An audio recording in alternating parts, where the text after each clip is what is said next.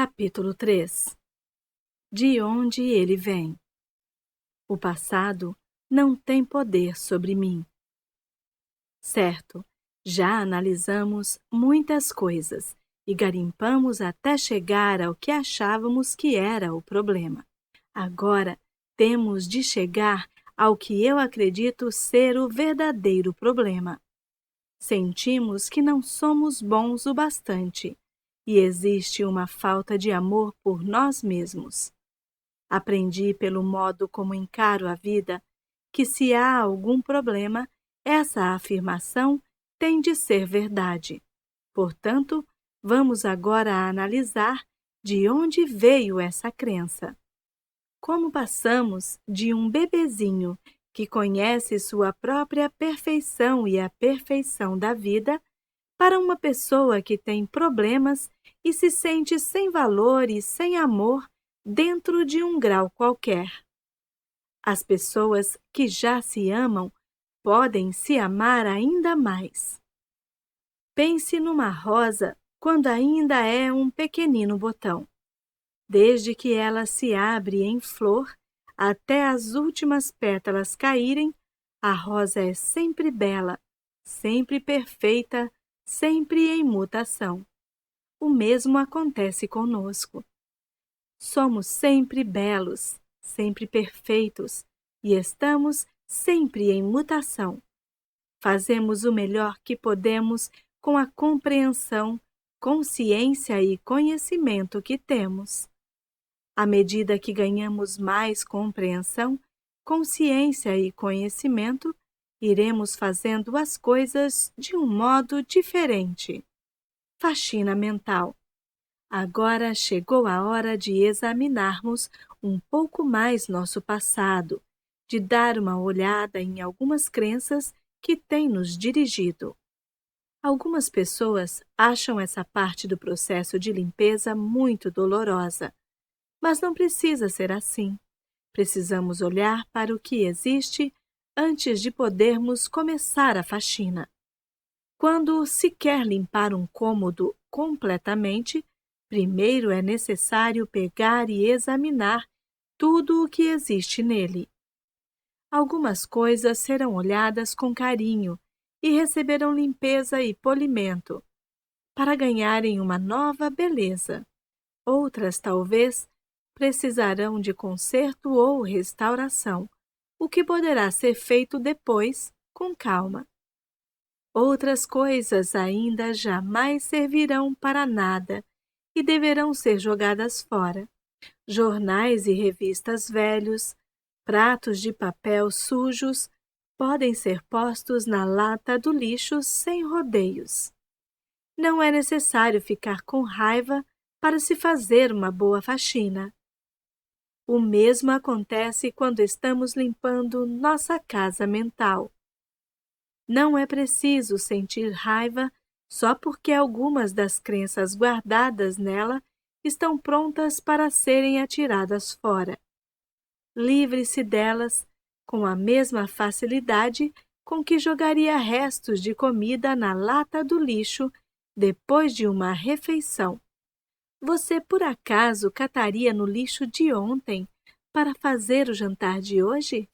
Você cata no velho lixo mental para criar as experiências de amanhã? Seu pensamento ou crença não lhe é mais útil. Livre-se dele. Não existe nenhuma lei que diga que só porque você um dia acreditou em alguma coisa, é obrigado a acreditar nela para sempre. Assim, vamos dar uma olhada em algumas dessas crenças limitantes e descobrirmos sua origem. Crença limitativa. Não sou bom o bastante. Origem. Um pai que repetidamente lhe dizia que ele era burro.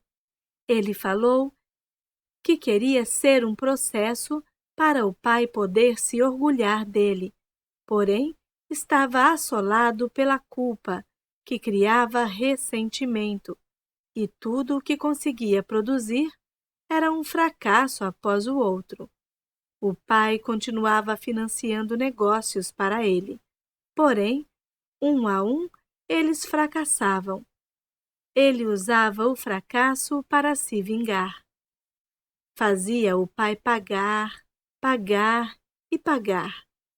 Claro, ele era o maior perdedor. Crença limitativa. Falta de amor por si própria. Origem. Tentar ganhar a aprovação do pai. A última coisa que ela queria era ser como o pai. Os dois não concordavam em nada e estavam sempre discutindo. Ela só queria sua aprovação, mas só conseguia críticas. Seu corpo estava cheio de dores, exatamente iguais às que o pai tinha. Ela não percebia que a raiva estava criando dores nela, como a raiva do pai criava dores nele. Crença limitativa. A vida é cheia de perigos.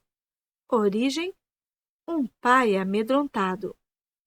Outra cliente encarava a vida como sendo áspera e sombria.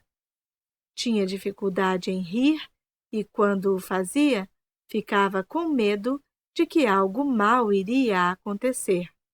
Fora criada com a admoestação: não ria, ou eles poderão pegá-la. Crença limitativa. Não sou bom o bastante. Origem: estar abandonado e ignorado. Era difícil para ele falar. O silêncio tornara-se um modo de vida. Ele acabara de se livrar do álcool e das drogas e estava convencido de que era péssimo. Descobri que sua mãe morrera quando ele era muito jovem e que fora criado por uma tia. Essa mulher raramente falava, exceto para dar uma ordem. Portanto, ele foi criado em silêncio. Até mesmo comia sozinho em silêncio e passava dia após dia no quarto, sem fazer barulho. Teve um amante que também era um homem silencioso, e os dois passavam a maior parte do tempo sem se falarem. O amante morreu, e mais uma vez ele ficou sozinho. Exercício. Mensagens negativas. O exercício que fazemos em seguida é pegar uma folha grande de papel e escrever uma lista de todas as coisas que seus pais disseram que estavam erradas com você.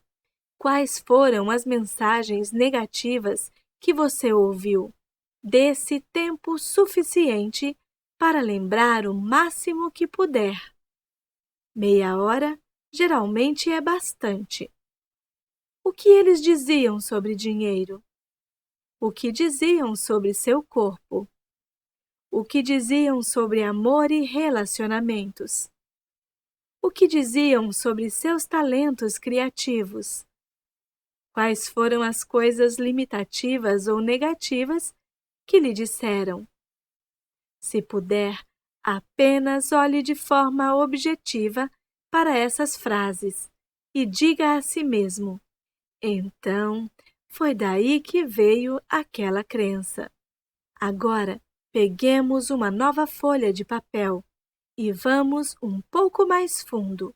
Que outras mensagens negativas você ouviu quando criança? De parentes?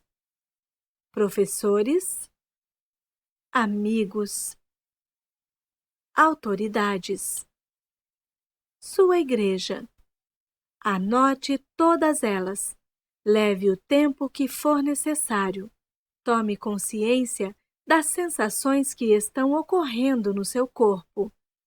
O que está escrito nessas duas folhas de papel são os pensamentos que precisam ser removidos de sua consciência.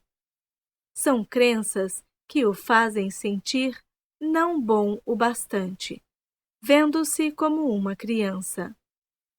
Se eu pegasse uma criança de 3 anos e a colocasse no meio da sala e nós começássemos a gritar com ela dizendo-lhe que é burra, que nunca fará nada direito, que deve fazer isto ou aquilo, olhar para a bagunça que fez, talvez bater nela algumas vezes, terminaríamos com uma criancinha assustada, sentada docilmente num canto da sala, ou então com uma arrebentando todo o cômodo.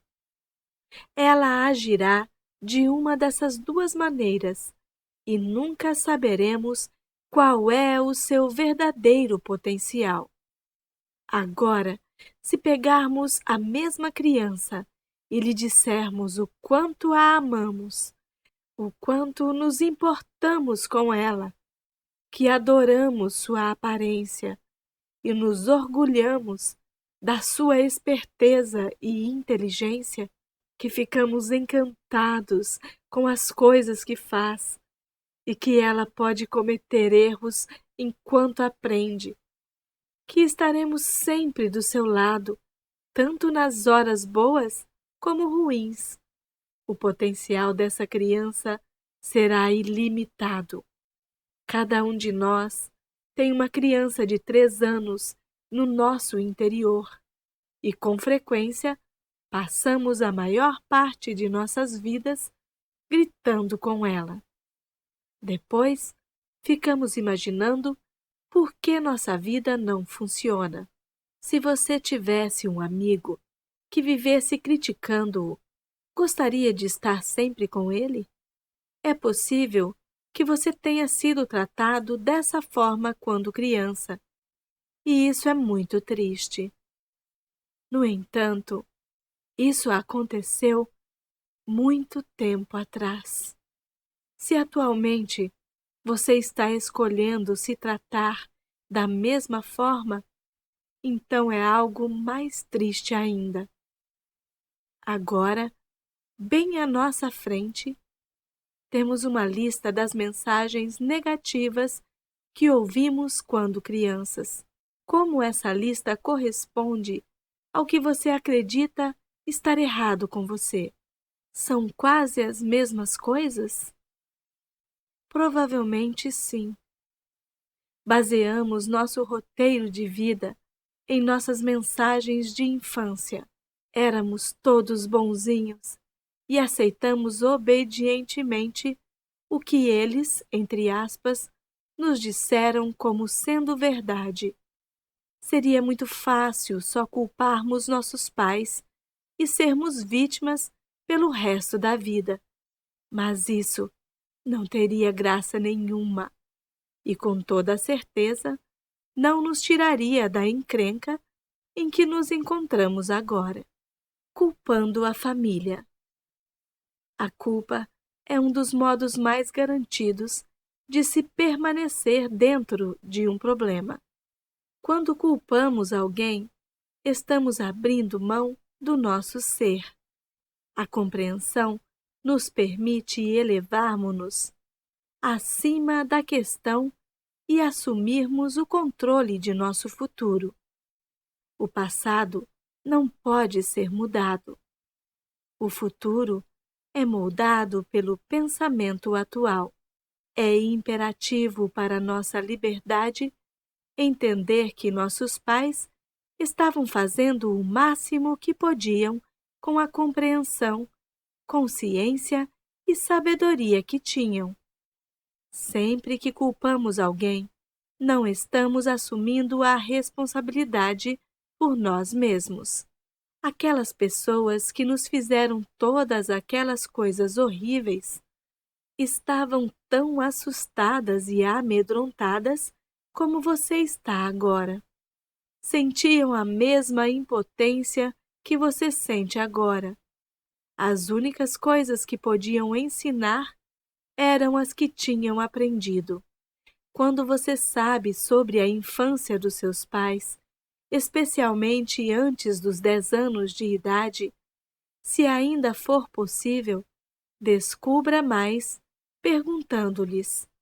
Se conseguir mais informações sobre a infância de seus pais, você entenderá com maior facilidade por que fizeram o que fizeram. A compreensão resultará em compaixão. Se você não sabe e não tem como descobrir, tente imaginar como deve ter sido. Que tipo de infância criaria um adulto como aquele?